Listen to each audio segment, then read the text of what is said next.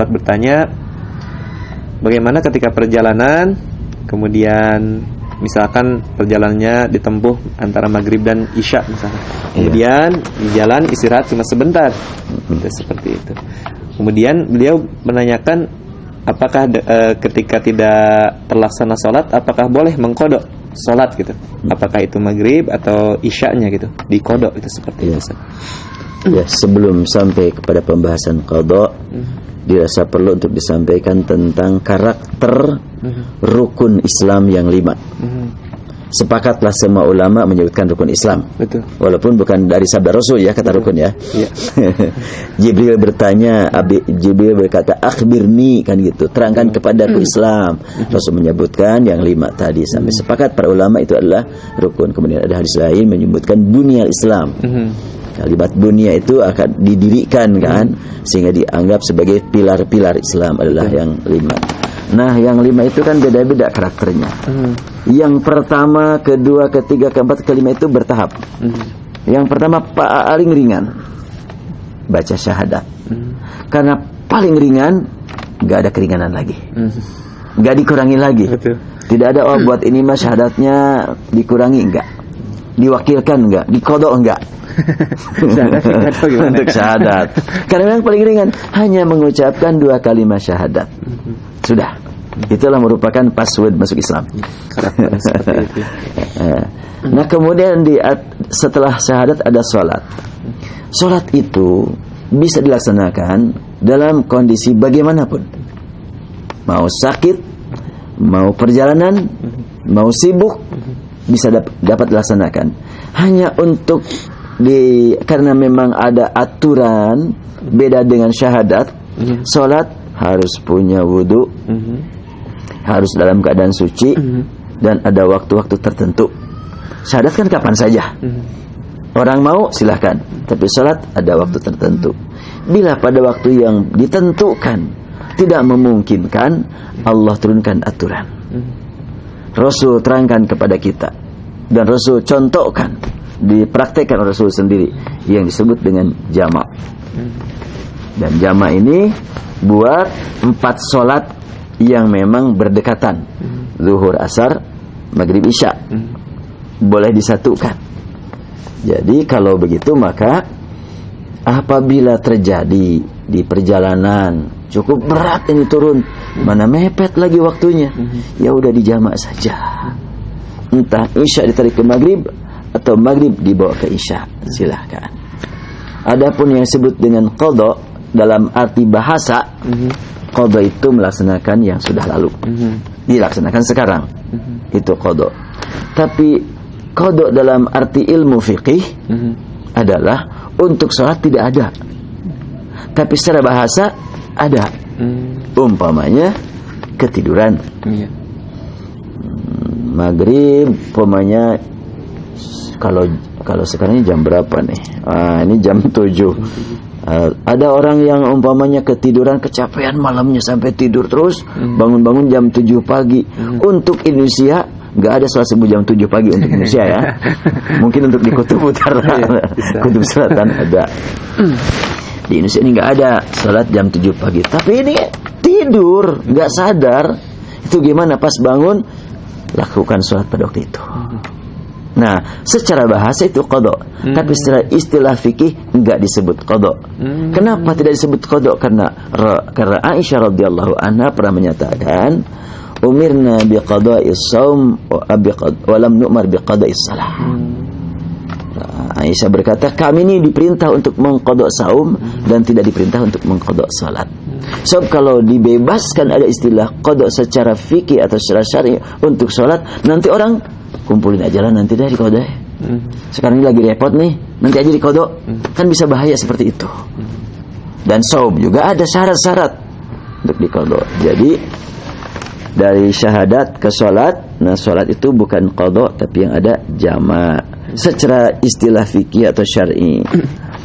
Kemudian dilanjutkan dengan zakat. Nah, kalau zakat itu karena memang di atas salat ya.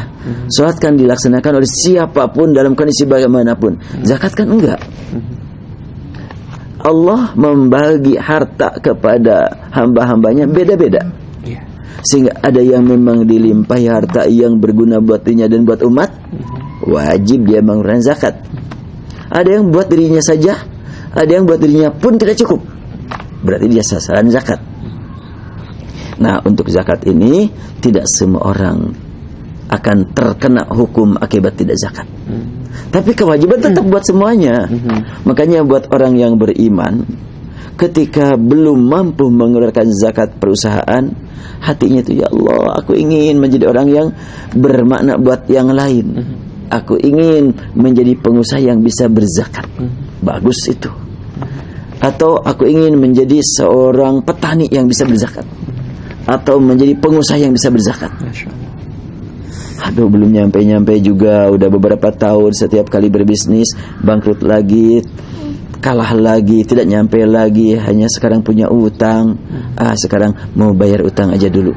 Nah, sampailah tiba bulan Ramadan, kalau saya tidak mampu zakat pertanian, zakat perhiasan, zakat perdagangan, zakat peternakan, saya paling tidak mampu berzakat fitrah aja lah. Nah, makanya ada zakat yang paling ringan. Itu zakat fitrah setahun itu. Hanya diwajibkan 1 kali dan sederhana, supaya termasuk kepada golongan wa mimma razaqnahum yunfikun, termasuk golongan wa yuqimuna shalah wa yutuna zakah. Itulah indahnya Islam. Masyaallah. Nah, kemudian di atas zakat ada saum. Nah, baru saum ada qada. Kenapa? Saum di atas lagi. Karena waktunya cuma 1 bulan. Tidak semua orang pada bulan Ramadan ini punya kemampuan penuh saum. Ada yang sakit, ada yang di perjalanan, kegiatannya sangat berat sehingga dia tidak mampu melaksanakan ibadah saum. Di perjalanan kan sangat berat kegiatan, berangkat pemanya naik pesawat umroh atau pemanya ke Amerika, sehingga berat sekali itu. Kalau pemanya dipaksakan saum, di samping waktunya juga susah.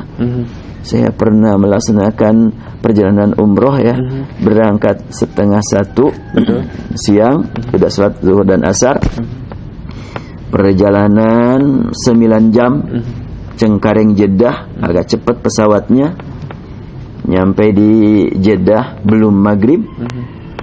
Bayangkan kalau nggak buka, berapa lama saum? Sudah 9 jam, tambah pomanya dari jam 4 sampai jam 12:30, berapa jam tuh? Dari jam 4 sampai jam 12 sudah 8 jam. 8 tambah 9 17. Sudah 17. Belum maghrib juga. Nunggu azan di sana 1 jam lagi. Atau mungkin 2 jam lagi.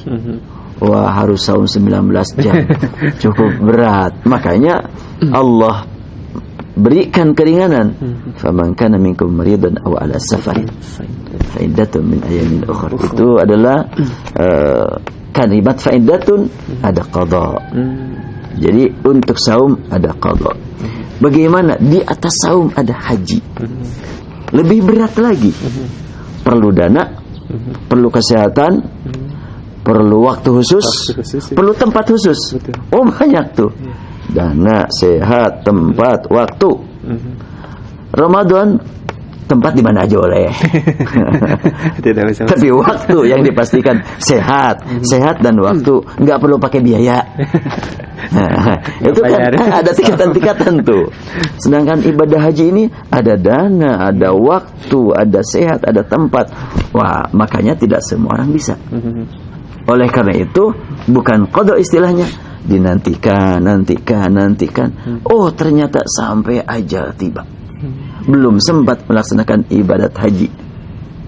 Anaknya merasakan sedih. Ya Allah, ayahku ahli ibadah, sholat, saum, bahkan juga zakat sesuai kemampuan, tapi belum sampai ibadat haji. Ya Allah, aku ingin berniat menghajikan beliau.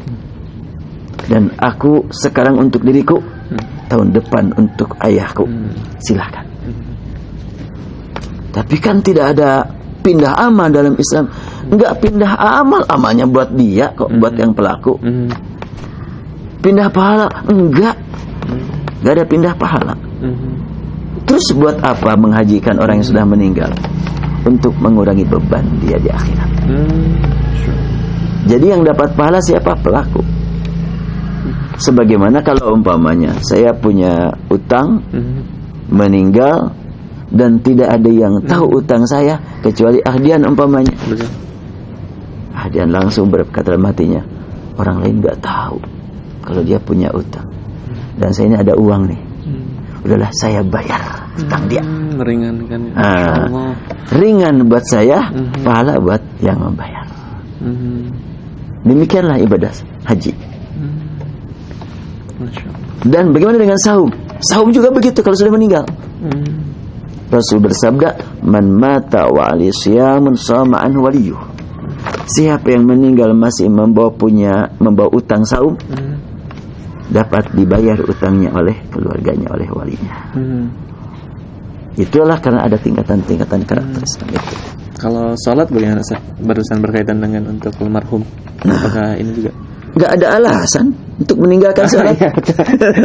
Jawabannya sudah tadi. Sakit bisa dilaksanakan dalam kondisi bagaimanapun. Dia tidak sadar sekian lama enggak sholat, enggak sadar, enggak ada kewajiban apa-apa. Bukan hanya sholat, yang lain-lainnya enggak wajib kalau dia tidak sadar. Karena rufi al-qalam an salas, enggak dicatat, enggak digerakkan catatan pena itu untuk mencatat amal, enggak bergerak karena 3 hal. Anak sampai balikan gitu. Kemudian orang yang tidak sadar sampai sadar, dan orang yang tidur sampai bangun. Orang tidur, umpamanya bulan Ramadan seseorang tidur 2 hari, enggak sholat, enggak niat saum juga, ya itu udah bebas kewajibannya, dan enggak perlu diqadha, enggak. Ya Allah a'lam.